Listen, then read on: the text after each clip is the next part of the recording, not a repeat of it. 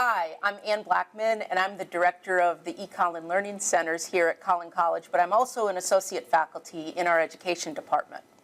Hi, I'm Courtenay, and I'm full-time faculty in the education department as well. And we're having a discussion today and want to show you a couple of the different Canvas communication tools that we both use in our classes and how they help us establish relationships with our students. All right, you ready to get started? We are, because I just learned something brand new in talking to Ann about this. Yes. So before the semester starts, this is an important part, is that we all get our course shells given to us from web services. They're put directly into Canvas for us. And here on the settings page of your courses, that it's already the default that web services sets up is that it's the first day of class and the end, so that they've set that up. So this is, for instance, for spring of 2019, that this course is going to start at 11 p.m. on January 21st, and that the students will no longer have access after May 26th. So it does give the students, what is that, a week to 2 weeks after the end of the semester. Now here is the critical box, this little box right here. Students can only participate in the course between these dates. That's really important to know about. I'm going to go back over to the home page. I've already published my course, even though we're not there to the beginning of the semester yet, and also that I haven't with my course, even though I've published it already, I don't have this class ready for students to see it. I do not want them to have access to this course until the 21st at 11 p.m. Right, and my courses aren't ready yet either, so I assumed I shouldn't publish them yet, and here's why I'm wrong. Yeah. Oh. Publishing does not give your students access to the course. Publishing allows them to see that the course that they registered for is there in Canvas, but it will tell them not available until, for instance, this one, January 21st at 11 p.m. So it tells them that. But what it has allowed me to do is to send emails to my students. I do that now through the Canvas inbox rather than going through Cougar Web. Which is what I do. I do email my students before classes begin, but I'd have to go find their Collin email, enter it into my Collin email, and this sounds a lot easier. Yep. And a couple of years ago, that was the best process that we had. But now, with these communication tools in Canvas, so the key is don't change the default settings that web services puts in for start and end date.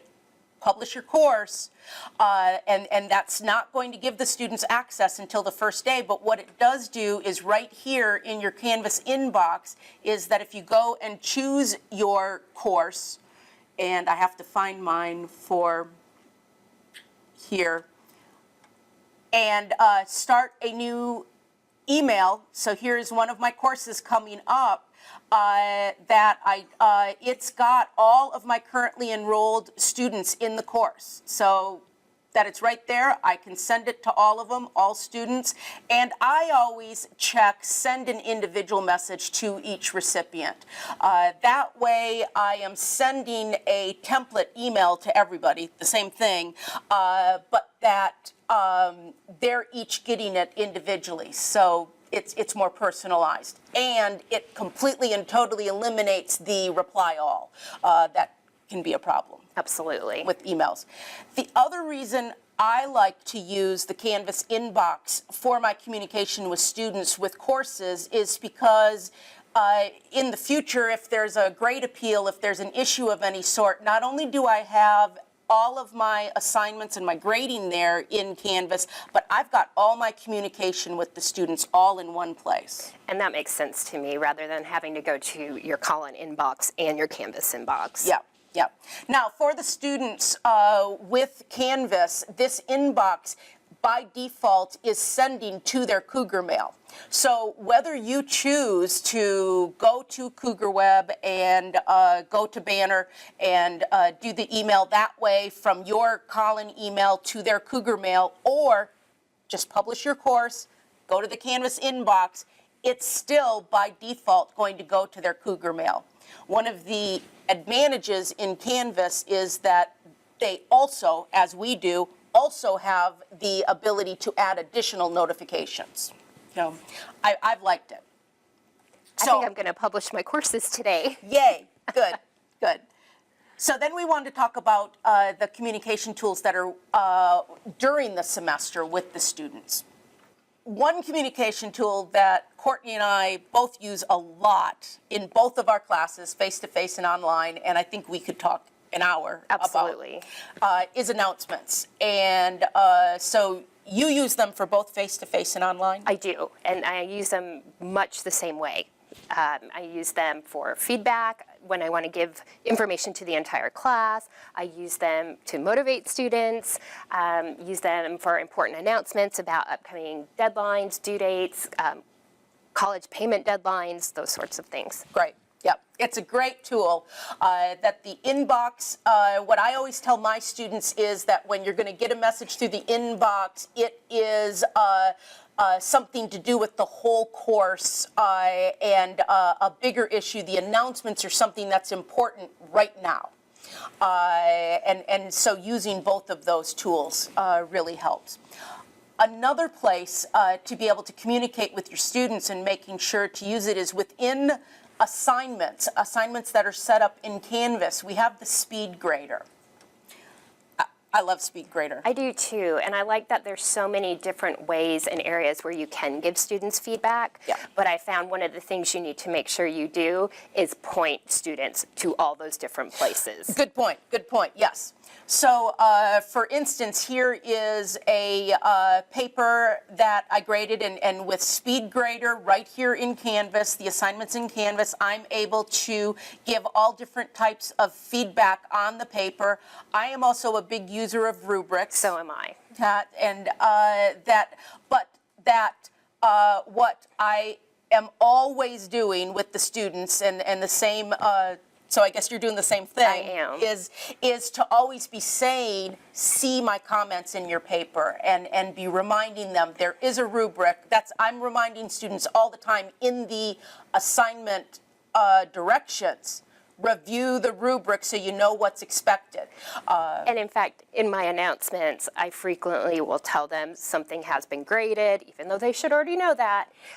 Please check the rubric, please check the comments, please check if it's appropriate, the paper itself. Great. Yep. So there's just so much about the speed grader that I find so useful and to be able to do. One other thing that I try to do at least once every semester is that I will give a video comment to the students, and this is literally as easy as just clicking on that media button and your video and audio coming up, and it just records directly to and is added as a comment to the student. Do you do any video recording? I haven't yet. I'd like to try that though. One bonus I've seen to commenting, and one of the things I sometimes do with the comments, is I'll ask them a question. Even if it's something as simple as, do you think you'd try this again?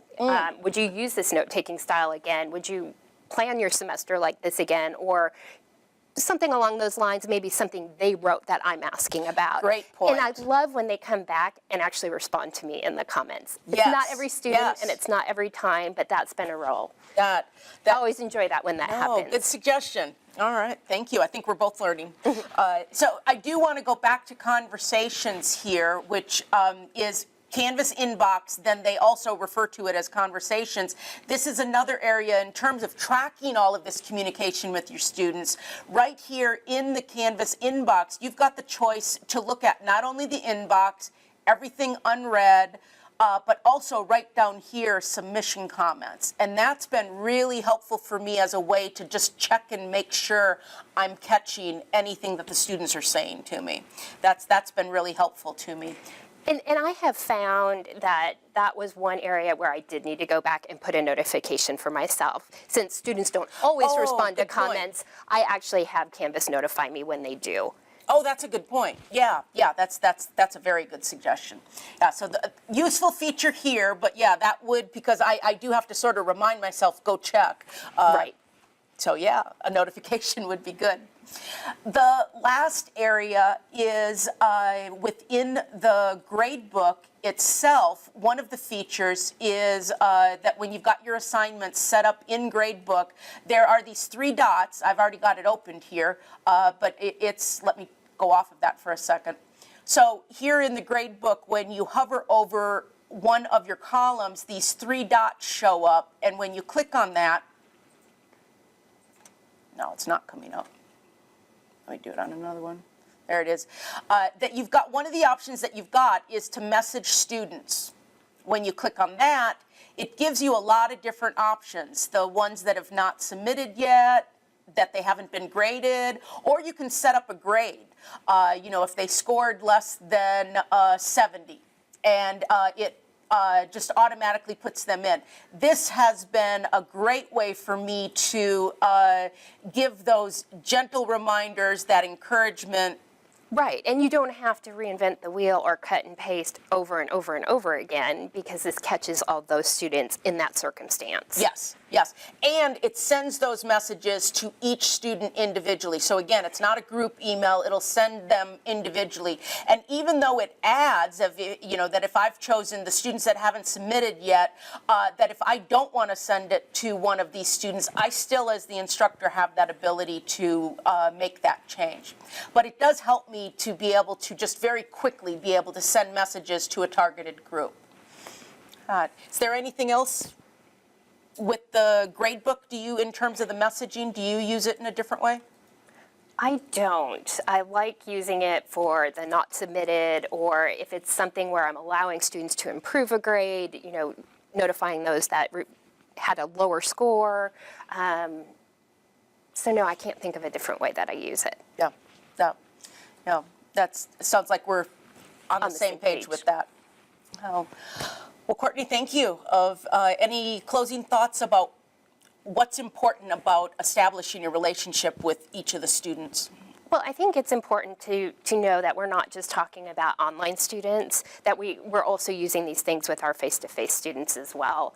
But I've been really happy and pleased with the communication it's allowed me to establish with my students, and I know I've gotten some very positive feedback for using these features with students. Yeah, absolutely. Yeah, that's and myself as well. It's anytime we can do something that is more efficient, but also is viewed in a positive manner, that it's of value to the students. That's a win-win. Absolutely, and so I think I need to go publish my courses. Well, thanks for joining us. Thanks, Anne.